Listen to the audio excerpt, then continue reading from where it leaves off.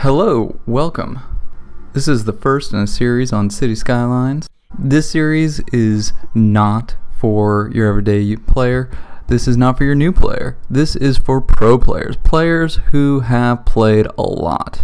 I'm just kidding. If you've never touched the game before, we're going to help you with that too. We're going to start at the beginning and play through a couple of things. We're going to look at unlocking achievements. We're going to look at some of the challenges in the game. We're also going to look at ways to get past those with some pro tips. And then we're going to look at creating assets. Now we're going to do this through the course of a few different videos, so stay tuned. For this first segment, we're going to go ahead and start a new game. And because we want to unlock achievements, we got to make sure that we do not have mods enabled. Let's go ahead and look at the content manager, make sure that we don't have mods enabled. We do not. If you have mods enabled, you cannot unlock achievements. We're also going to work on creating new assets, so I've gone ahead and removed all mine just so that we could start from a blank slate. Now this is a vanilla instance of City Skylines. A number of DLC packages are installed, but there are no add-ons, no extras, nothing from the workshop, at least not yet. We'll get into that a little bit later. So let's get ahead and start a new game. Now one of the achievements we're going to try for in this series is the Industry Tycoon, which is build all the unique factories. Now to do that, we're going to need a lot of space and a large city, because each one of those factories is going to cost a lot of money, and to do them all is going to require the entire resource chain from raw resource all the way up. So it's going to take a lot of space, a lot of money, and a lot of citizens to make it happen. So let's go ahead and pick a map with a lot of space to work with. One that I know from past playing has a lot of space to work with is Eden Valley, with almost 80% usable space. It has road connections, railroad connections, shipping connections, and air connections, and plenty of resources.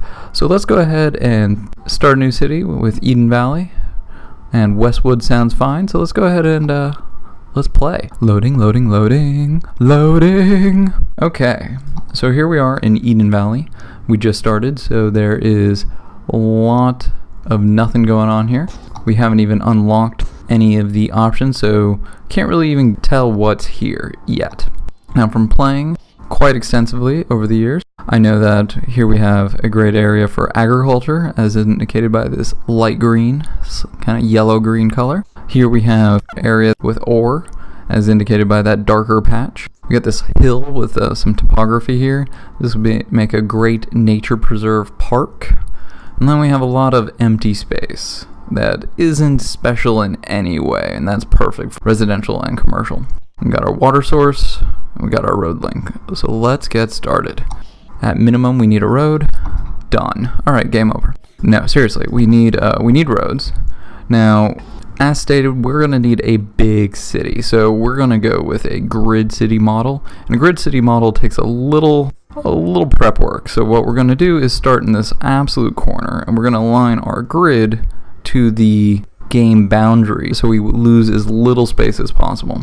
Because if we started with some grid going this way, we'd end up with a lot of wasted space around the edges. Whereas if we go with a grid that lines up or matches, we're going to have almost no wasted space. Now, to really make sure that the grid is aligned as best as possible, we're going to stretch out the entire length of the buildable area, and that's going to be close. Going to be real close. And we got a bridge out of it, so that's cool. Alright, so we're going to stretch this out. Now you'll notice that it wants to attach, but when we do that, it creates this angle, and that's wasted space, so we're not going to do that. We're not going to give in to the wasted space. Again, grid city. We could use the predefined points and drag down, and the reason they're spaced this way is when you upgrade, you'd fill in that space and you'd have no leftover space. But we're not going to do that because that results in future problems that we're going to discuss. So we're going to actually step over one, make a conscious choice to leave a gap of 3. And we'll get into why, and that'll give us an opportunity to start looking at custom assets in another video. So we got a nice little gap of 3. Stretch this out. Stretch that out, and like I said, grid city, so we're going to make a number of these, all with that exact same 3 gap. 3 cell gap, I should say. Try and be a little bit more accurate. Now, eventually we're going to have a highway here. We're going to have on-ramps. Those are going to take up space, so I'm not even going to bother filling that one in. But for the consistency of the grid, we will make a placeholder, just like so. And we'll resume the grid on this side over here. You'll see I'm stretching it out, stretching the grid out to 4 major lines, and actually overextend that one just a bit. And the 4 major line is so that we have this nice uniform grid. Because what's a grid if it's not uniform? Okay. And we'll delete that little nub that's sticking out. Alright. Beautiful. Beautiful. So we'll go ahead and those placeholders can stay for the time being. So we need people. I'm going to go ahead and swap over to the marquee tool. I find it more effective at filling in large areas at once, like so. We're going to go ahead and just dump down tons of residential, tons of commercial, and we're going to put industrial on this side of the highway, or what will be the highway, because we know we have ore over here. And this is going to become polluted anyway, so why not? Let's go ahead and clean that up right there. Beautiful. Now we already have residents popping up, and they are immediately going to start crying about power. So let's go ahead and drop down a wind turbine. Now before we do that, wind turbines make noise, and we know that. They make noise, people don't like to live next to them, so let's put this on this side of the river, because we already discussed we're going to have an industrial area here, agriculture here, in this area that doesn't have natural resources. We'll go ahead and throw in some other services and other industrial facilities along this edge. So we'll go ahead and put the power down here, so we get our megawatts. Grab a little power, stretch it across the river. Done. Okay, they have power. And they're already complaining about water. So what are we to do? Now in real life, under most city streets are water lines, but if we go ahead and do that, the moment we do that, you get this overlap.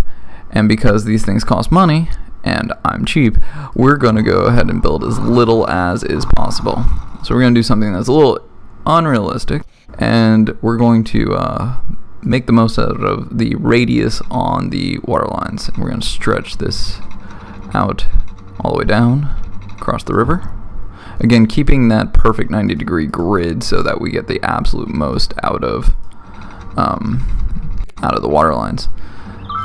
We're going to drop this in so that it perfectly aligns with no overlap whatsoever, and doing so allows us to have the maximum coverage at minimum cost. And while these aren't expensive individually, it adds up. By the time we're done covering the entire city, it's going to be a lot of piping. So we're getting error messages because we haven't connected the water pump. Now before we connect the water pump, it's worth noting that the water tower costs more than the water pump. It also produces less than the water pump. As a result, it's a terrible choice. Unless it's direly necessary, no clean water is readily available, it's a terrible choice. Do not use it.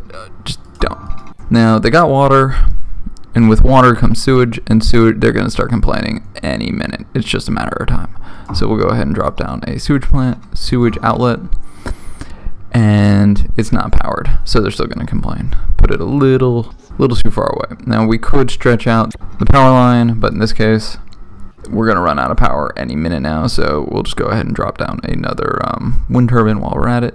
You'll see there's good large radius around the wind power around the turbine, so we can effectively daisy chain these together to get a lot of coverage. We'll do that.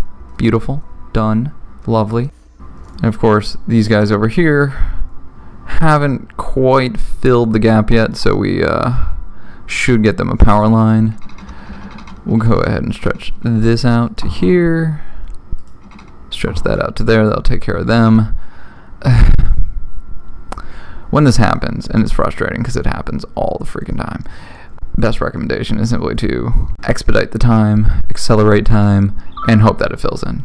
We could always drop in something in between. We could always stretch out the power lines, but at the end of the day, power lines take space that is not being occupied by taxpayers. So it's just not worth it most of the time. And we'll go ahead and stretch that out just a little and get that maximum coverage. Lovely. And there you have it. Buildings finally got close enough. Mission accomplished. Okay. So we have power, we have water, we have the beginnings of a grid city, and we're going to go ahead and call this first segment a wrap, and we're going to come back and grow this city a little bit more. Look at that, little hamlet. Lovely. Now that we're a little hamlet and we've moved on to Worthy Village, we're going to go ahead and pick up in the next part of this series. We'll fill out this city a bit more. We'll start to look at massively building out rapidly, as well as setting the groundwork for those custom assets that we talked about early on. Don't forget to like, share, and subscribe, and we hope to see you in the next segment.